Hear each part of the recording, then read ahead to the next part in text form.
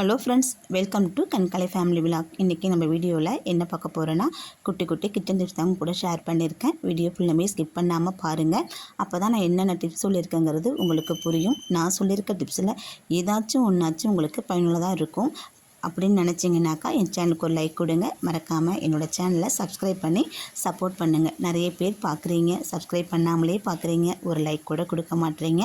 Like ஒன்று போட்டுட்டு subscribe பண்ணிவிட்டு வீடியோ பாருங்கள். இப்போ வாங்க வீடியோக்குள்ளே போகலாம். ஃபஸ்ட்டு இப்போ என்னென்னு பார்த்தீங்கன்னா, நம்ம வீட்டிலையே நெய் காய்ச்சி வச்சுருப்போம். பசங்களுக்கு சோறு ஊட்டும் போதோ இல்லை தோசைக்கு வேணுங்கிற சமயத்திலோ எடுக்கும் போது நெய் அப்படியே கரண்டியில் வந்துடும். நமக்கு எடுக்கவும் அவ்வளோதான் வராது. அந்த மாதிரி சமயத்தில் நம்ம என்ன பண்ணலான்னு பார்த்தீங்கன்னா, ஒரு ஸ்பூன் எடுத்து ஒரு 2 நிமிஷம் அடுப்பை ஆன் பண்ணி மீடியம் ஃப்ளேமில் வச்சுட்டு இந்த மாதிரி ஹீட் பண்ணிக்கோங்க. ஒரு 2 செகண்ட் இருந்தாலே போதும். அந்த கரண்டி கொஞ்சம் சூடாகிற வரைக்கும். அது சூடானதுக்கப்புறம் எடுத்துகிட்டு வந்து அந்த நெய் டப்பாவில் அடியில் வச்சுட்டிங்கன்னா அப்படியே நெய் உருகி வந்துடுங்க. நான் எடுத்து காமிக்கிறேன் பாருங்கள். இங்கே பாருங்கள் எப்படி நெய் வந்து உருகி வருதுன்னு. இந்த மாதிரி உருகி வரப்போ நமக்கு நெய்யும் வேஸ்ட்டாக போகாது, நமக்கு கரண்டிலையும் பிசுன்னு ஒட்டிக்கிட்டு இருக்காது. நமக்கு தேவையான நெய்யை இந்த மாதிரி எடுத்துக்கலாம். கொஞ்சமாக தேவைப்படுற நேரத்தில். நிறையா வேணும்னா நீங்கள் அப்படியே பாத்திரத்தை வச்சு ஹீட் பண்ணி எடுத்துக்கலாங்க. பயனுள்ளதாக இருக்குது நம்புகிறேன். பிடிச்சிருந்தால் லைக் பண்ணுங்கள். வாங்க நெக்ஸ்ட் டிப் போகலாம். நெக்ஸ்ட் டிப் என்னென்னு பார்த்தீங்கன்னா, நம்ம எல்லார் வீட்லேயும் பல்காக வாங்கி தக்காளி ஸ்டோர் பண்ணுவோம்.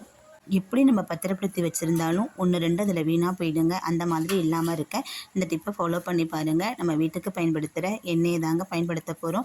நம்ம வந்து சமையல் எண்ணெயாக இருந்தாலும் பரவாயில்ல, நல்லெண்ணெய், தேங்காய் எண்ணெய், எந்த எண்ணெயாக இருந்தாலும் சரி தாங்க. நீங்கள் நல்லெண்ணெய் எடுத்துருக்கேன். அதை எடுத்து தக்காளியோட பின்னாடி பக்கத்தில் அந்த காம்பு பகுதியில் நீங்கள் கொஞ்சமாக அதை வச்சு விட்டுட்டிங்கனாக்கா அந்த தக்காளி ரொம்ப நாளைக்கு வீணாக போகாமல் அப்படியே இருக்குங்க. நான் கொஞ்சமாக தடவிட்டு நான் காமிக்கிறேன் பாருங்கள். இந்த மாதிரி தடவி விட்டுட்டு நீங்கள் வச்சுட்டிங்கனாக்கா அப்படியே நின்று நாளைக்கு இருக்கும். தக்காளியில் எண்ணெயை தடவுறதுக்கு முன்னாடியே நம்ம நல்லா கழுவிட்டு நம்ம தொடச்சி எடுத்து வச்சுக்கணுங்க. ஈரப்பதமாக இருக்கக்கூடாது. இந்த தக்காளியில் எண்ணெயை தடவிட்டு பின்பக்கமாக திருப்பி நம்ம கமுத்து வச்சிடணுங்க. அப்படியே வைக்கக்கூடாது. இந்த மாதிரி கமுத்து வச்சு ஸ்டோர் பண்ணி பாருங்கள். நீண்ட நாளைக்கு தக்காளி வீணாக போகாமல் இருக்கும். நம்ம ஃப்ரிட்ஜில் வச்சு ஸ்டோர் பண்ணுங்கிற அவசியமே இருக்காது. ட்ரை பண்ணி பாருங்கள். நெக்ஸ்ட் இப்போ என்னென்னு பார்த்தீங்கன்னா, நம்ம எல்லார் வீட்லேயும் அப்பளம் பொரிப்போங்க. அப்பளம் பொரிக்கும் போது பார்த்தீங்கன்னாக்கா அந்த அப்பளத்தில் இருக்கிற கசடு எல்லாமே அந்த மாவு மாதிரி இருக்கும் பார்த்தீங்களா, அது எல்லாமே எண்ணெயிலே படிஞ்சு நம்ம நிறைய அப்பளம் பொரிக்கும் போது அது ஒரு மாதிரி கருப்பாக இருக்கும். அந்த எண்ணெயை திரும்பி நம்ம பயன்படுத்தவே முடியாத மாதிரி இருக்குங்க. அந்த மாதிரி இல்லாமல் இருக்கிறதுக்கு அப்பளத்தை நம்ம நிறையா வாங்கிட்டு வந்த உடனே இந்த மாதிரி துணியோ இல்லை கையோ வச்சு நம்ம நல்லா தேய்ச்சி கொடுத்தோம்னா அந்த அப்பளத்தில் இருக்கிற மாவு எல்லாமே நமக்கு கீழே கொட்டிட்டு நீங்கள் எடுத்து ஸ்டோர் பண்ணி வச்சுக்கிட்டிங்கன்னா நமக்கு எப்பப்போ தேவையோ அப்போ பொரிச்சு எடுத்துக்கலாங்க. எண்ணெயும் வீணாக போகாது. அந்த மாவு கசடு எதையுமே எண்ணெயில் தங்காதுங்க. பயனுள்ள டிப்ஸாக இருக்கும். கண்டிப்பாக ட்ரை பண்ணி பாருங்கள். வாங்க இப்போது நெக்ஸ்ட் டிப் என்னென்னு பார்க்கலாம். நான் ஒரு சின்ன பிளேட் எடுத்துருக்கேங்க. அது கூடவே 5 ரூபா விம் சோப் எடுத்துருக்கிறேன். இதை வந்து நம்ம என்ன பண்ண போகிறோன்னா துருவி எடுத்துக்க போகிறோங்க. நம்ம எல்லார் வீட்லேயும் பாத்திரம் விளக்கும் போது ஒரு நாளைக்கு கண்டிப்பாக ஒரு சோப்பு இல்லை 1.5 நாளைக்கு அந்த பக்கம் தான் ஒரு சோப்பு நமக்கு வரும்.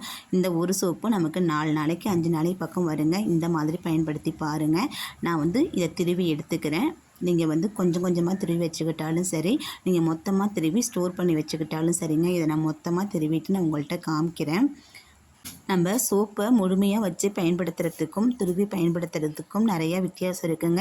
முழுமையாக வச்சு பயன்படுத்தும் போது நம்ம அப்படியே வச்சுட்டு அதுக்குள்ளே தண்ணி ஊற்றி வச்சுட்டு நிறையா சோப்பு கரைஞ்சி கீழே போவோங்க. அந்த மாதிரி வேஸ்ட் ஆகாமல் இருக்க இந்த மாதிரி துருவி வச்சுக்கிட்டோம்னா நமக்கு எப்பப்போ தேவையோ அப்போ எடுத்து பயன்படுத்திக்கலாம். இந்த மாதிரி நான் ஃபுல்லையும் திருவிட்டேன். ஒரு டப்பாவில் போட்டு வச்சுக்கிறேங்க. வச்சுட்டு நம்ம ஒரு நாளைக்கு 2 தடவை 3 தடவை பாத்திரம் விளக்குவோங்க. அப்போ எந்த அளவுக்கு நமக்கு தேவையோ அப்போ அதுக்கு தகுந்த மாதிரி எடுத்துக்கிட்டு கொஞ்சமாக தண்ணி ஊற்றி நம்ம அதை கொஞ்சம் நேரம் ஊற வச்சுட்டு நம்ம வந்து தேய்ச்சி எடுத்தோம்னா நிறைய பாத்திரம் நம்மளால் தேய்ச்சி எடுக்க முடியும். நமக்கு ஒரு நாளைக்கு ஒரு சோப்பு அப்படியே கரையாது. இந்த ஒரு சோப்பு கண்டிப்பாக 4 நாளைக்கு வருங்க.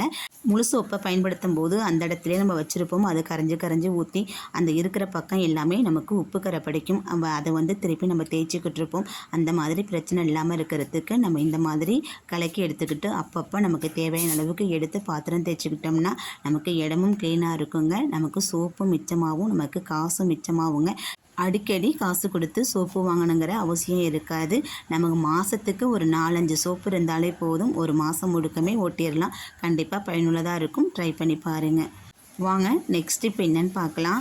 நம்ம அப்பளம் பொரிக்கிறதுக்கு நிறைய எண்ணெய் ஊற்றி அப்பளம் பொரிப்போங்க. ஒரு கட்டு அப்பளம் பொரிக்கிறதா இருந்தால் எப்படியா இருந்தாலும் ஒரு 1/4 லிட்டர் எண்ணெய் 100 எண்ணெய் அந்தளவுக்கு எண்ணெய் தேவைப்படுங்க. ஆனால் 1 கரண்டி எண்ணெய் இருந்தால் போதுங்க, நம்மளால் ஒரு கட்டு அப்பளம் கூட ஈஸியாக பொரித்து எடுத்துட முடியும். அது எப்படின்னு பார்க்குறீங்களா? அப்பளத்தை இந்த மாதிரி சின்ன சின்னதாக கட் பண்ணி எடுத்துக்கோங்க. 2ஆ 3ஆ கட் பண்ணி எடுத்துக்கிட்டு நான் அடுப்பில் எண்ணெய் ஊற்றி வச்சுருக்கேன். நீங்கள் பார்த்தாலே தெரியும் எவ்வளோ கம்மியாக எண்ணெய் இருக்குதுன்னு. இந்த எண்ணெயிலேயே நான் கொஞ்சமாக எடுத்துடுறேன் பாருங்கள். இந்த எண்ணெயை 1க்கு 2 தடவையே நான் கொஞ்சமாக எடுத்துடுறேன். அடுப்பை மீடியம் ஃப்ளேமில் வச்சுங்க, ஏன்னா எண்ணெய் காஞ்சிட்டு எனக்கு. இந்த எண்ணெயிலேயே நான் எடுத்து வச்சுருக்கிற ஒரு 4 அப்பளத்தையும் நான் பொரித்து காமிக்கிறேன் பாருங்கள். நம்ம சின்ன சின்னதாக போட்டு நம்ம பொரித்து எடுக்கும்போது நமக்கு நிறைய எண்ணெய் சேவ் ஆகுங்க. எண்ணெய் நிறைய நமக்கு குடிக்காது. அப்பளத்தை நம்ம அப்படியே முழுசாக போட்டு நம்ம பொரிக்கும்போது எண்ணெய் நிறையா நமக்கு தேவைப்படும். கொஞ்சம் எண்ணெயில் முழு அப்பளத்தையும் நம்மளால் பொரித்து எடுக்க முடியாது. அதனால் இந்த மாதிரி சின்ன சின்னதாக கட் பண்ணி எடுத்துக்கிட்டு கொஞ்சமாக எண்ணெய் ஊற்றி நிறைய அப்பளத்தை நம்ம பொரித்து எடுத்துக்க முடியுங்க. யூஸ்ஃபுல்லான டிப்ஸாக இருக்கும் நம்புகிறேன். கண்டிப்பாக அப்பளம் பொரிக்கும் போது இந்த டிப்பை ட்ரை பண்ணி பாருங்கள். இன்னும் அப்பளம் பொரிக்கிறதுக்குன்னு லிட்டர் கணக்கில் எண்ணெய் வாங்க வேண்டிய அவசியம் இருக்காதுங்க. இந்த மாதிரி செய்கிறதுனால நம்மளால் காசையும் மிச்சப்படுத்த முடியும். குறைஞ்ச எண்ணெயிலேயே அப்பளத்தையும் ஈஸியாக நம்மளால் பொரிச்செடுக்க முடியுங்க. நான் வீடியோ எங்கேயுமே ஸ்கிப் பண்ணாமல் தாங்க எடுத்திருக்கேன். உங்களுக்கு பார்த்தாலே தெரியும். நான் வந்து கட் பண்ணிவிட்டு அப்பளத்தை பொரித்து எடுத்துக்கிட்டு அதுக்கப்புறமா உங்களுக்கு நான் வீடியோவில் காமிக்கல. வீடியோ வந்து நான் அப்பளத்தை கீழே இருந்து ஒன்று ஒன்றா எடுத்து தான் அதில் போட்டு நான் பொரிக்கிறேன். பொரிச்சுக்கிட்டு தாங்க உங்கள்கிட்ட நான் பேசிக்கிட்டு இருக்கிறேன். பாருங்கள், கடைசியாக ஒரே ஒரு அப்பளம் மட்டும்தாங்க இருக்குது. இந்த மாதிரி டிப்பை நீங்களும் ட்ரை பண்ணி பாருங்கள். கண்டிப்பாக பயனுள்ளதாக இருக்கும். எனக்கு தெரிஞ்ச விஷயங்களை உங்கள் கூட நான் ஷேர் பண்ணியிருக்கேங்க. வீடியோ ஃபுல்லுமே பார்த்துருப்பீங்கன்னு நம்புகிறேன். பிடிச்சிருந்துச்சுன்னா என் சேனலுக்கு லைக் கொடுங்க. மறக்காமல் என் சேனலை சப்ஸ்கிரைப் பண்ணி சப்போர்ட் பண்ணுங்க. நீங்கள் கொடுக்குற லைக், ஷேர், கமெண்ட், சப்ஸ்கிரைப் இது எல்லாமே என்னுடைய வெற்றி பாதைக்கு வழிவகுக்கும். இன்னும் நல்ல பயனுள்ள தகவலை உங்கள்கிட்ட கொண்டாந்து சேர்க்கறதுக்கு எனக்கு உதவியாக இருக்குங்க. இதுவரைக்கும் என்னோடய வீடியோவை பொறுமையாக பார்த்ததுக்கு மிக்க நன்றி. வாழ்க வளமுடன்.